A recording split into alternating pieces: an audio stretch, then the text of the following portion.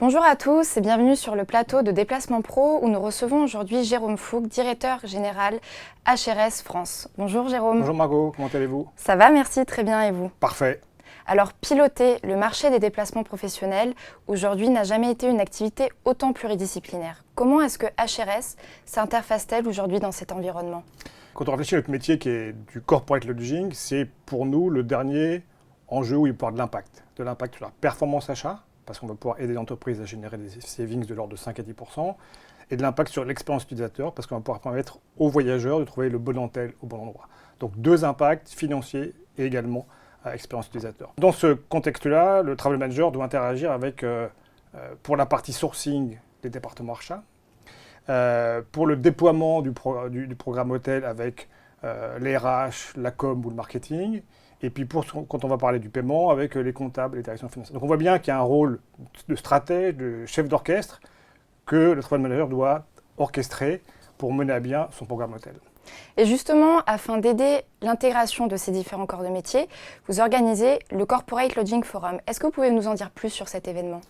Cet événement, on le veut à la fois éducationnel, donc on veut permettre de partager les grandes tendances de l'industrie, mais également très pratique, très pragmatique. On veut que les travel managers et les acheteurs rentrent dans leur entreprise, dans des solutions qui leur permettent d'améliorer leur programme hôtel. Donc on a pris le parti d'avoir des intervenants du monde du voyage d'affaires, du lodging, mais également d'autres industries, afin de croiser des perspectives dans des formats qui sont courts et qu'on veut favorables à l'échange d'informations et à l'interaction, à l'opposé de grandes plénières qui parfois peuvent être un petit peu longues.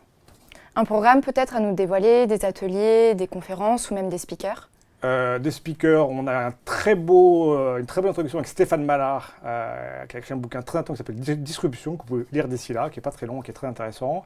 Et après, l'articulation, c'est à la fois, nous on a un métier technologique, donc on va parler d'innovation, de techno, mais également d'humain, parce qu'on a un métier où on va toucher, à chaque fois qu'un voyageur se déplace et va à l'hôtel, on touche sur de l'humain.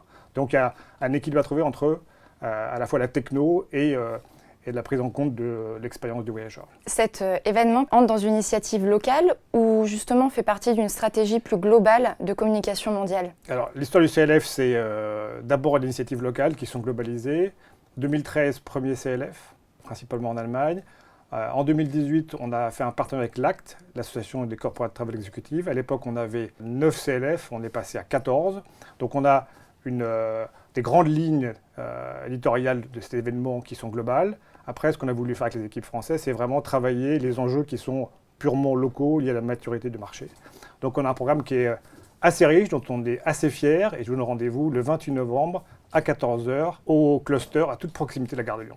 Alors juste un dernier mot peut-être justement sur les problématiques qui vont en ressortir de cette édition 2019. Comme je vous dis, on va travailler sur des enjeux qui sont liés à notre métier, donc tout ce qui est lié au sourcing, tout ce qui est lié au déploiement des solutions, tout ce qui est lié au paiement, mais véritablement dans une logique non pas de présentation, mais de façon très concrète pour pouvoir donner à nos participants la possibilité de ressortir de cet événement plus armés, plus costauds, plus smart qu'ils ne l'étaient en débutant la journée.